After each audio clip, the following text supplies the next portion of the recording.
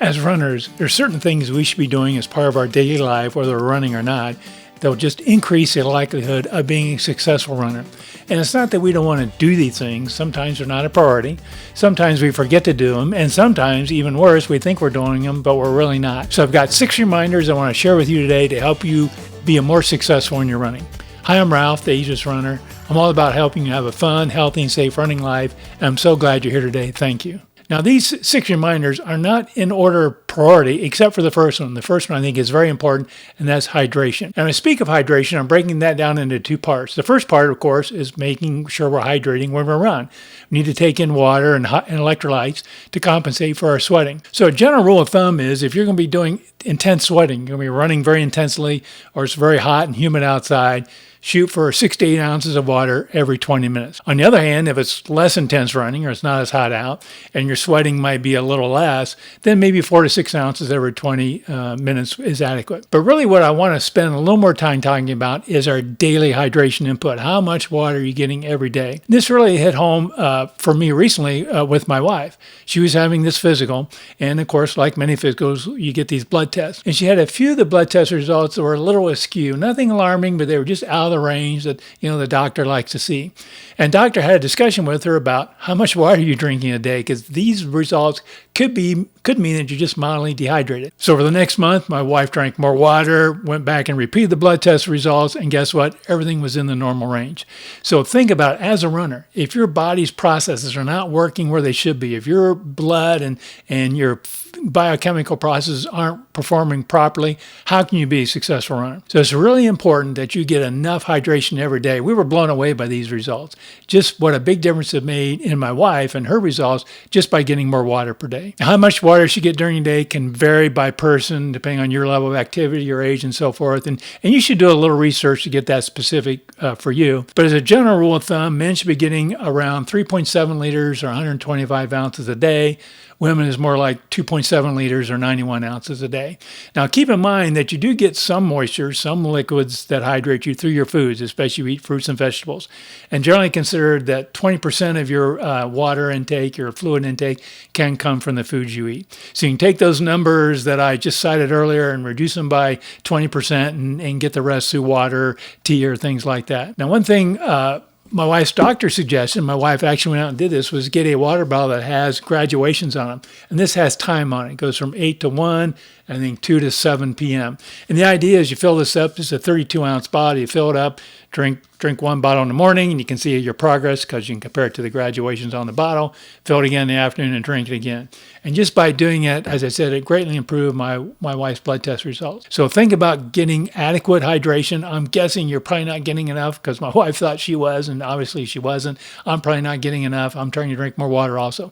So get adequate hydration every day to help maintain your body and keep you in prime shape for running. Now, my next guideline or reminder is to make sure you warm up properly. One of the biggest things that can keep you from running is getting injured, and not warming up increases your risk of injury. We're going out and running with tight muscles aren't properly warmed up, can just increase your risk of injury. Because that happened to me in my early days of running. I did a static stretch, and static stretching is not a good idea before a run.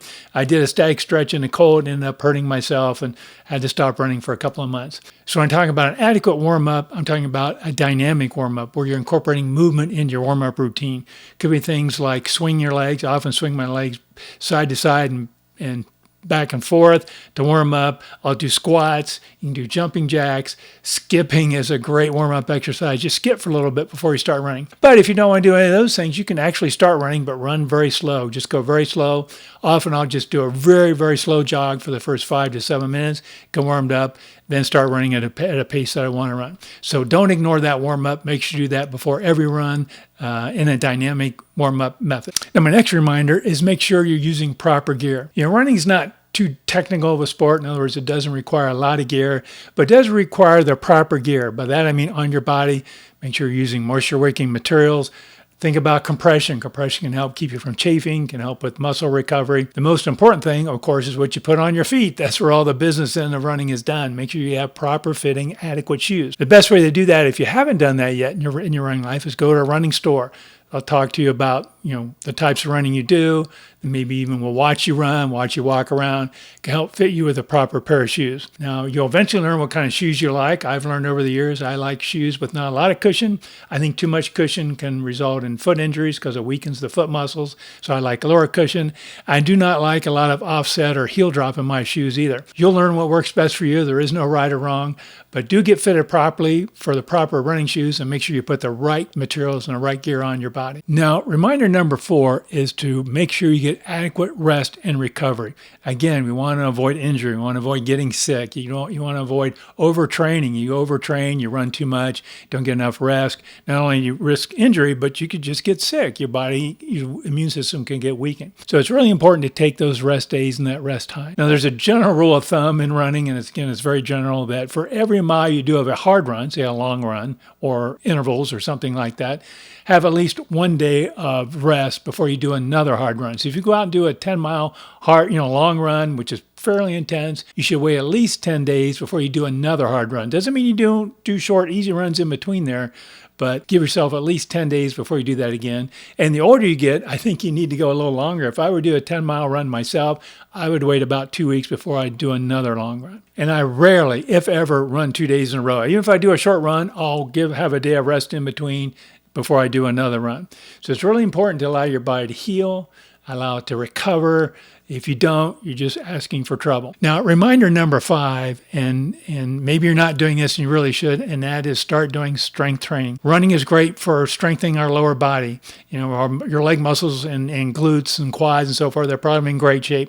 But what about the rest of your body? How's your core? This hit home for me many years ago. I used to get these annual physicals. My company would have me go get an annual physical every year at the Cleveland Clinic.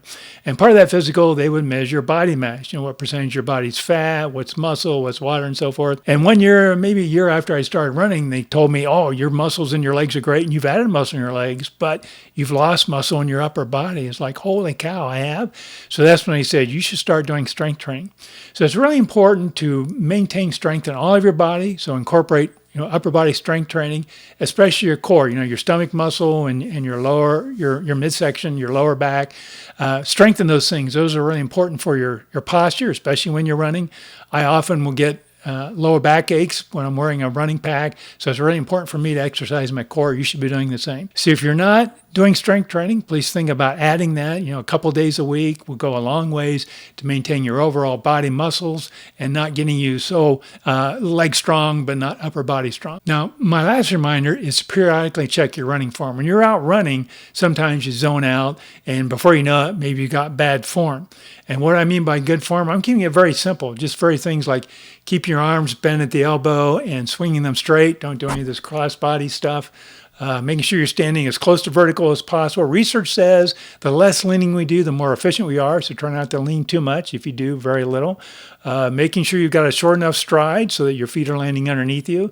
Best way to do that is get your cadence up, something over 170. But periodically, do a mental check. Am I running the way I want to run? As a tip, as a recommendation, every time you drink water, if you drink water every 15 to 20 minutes, every time you take a drink of water, then do a mental check. How's my form? Are my arms going the way I want? Am I standing the way I want? Are my feet landing the way I want? What's my stride? What's my cadence? So do that mental checkup, monitor your form, and do that periodically throughout your run. Now, I chose these 6 reminders because I think they're very important. There's other things we should be doing. For example, I did not talk about nutrition. I assume you're eating, otherwise, you wouldn't be functioning and things like that. But think about these 6. Make sure they're incorporating them into your life, in your running life, in your daily life. And they'll go a long way for you being a successful, healthy, and happy runner. Thank you so much for watching this video. If you enjoyed it, I'd love it if you would click that like icon. It not only helps the video, but really helps my channel too. And if you're new here, I'd love to have you stick around. Please click that subscribe icon and be sure to click the bell icon also, because that'll notify you whenever I post a new video. Again, thank you for being here. Stay strong and happy running.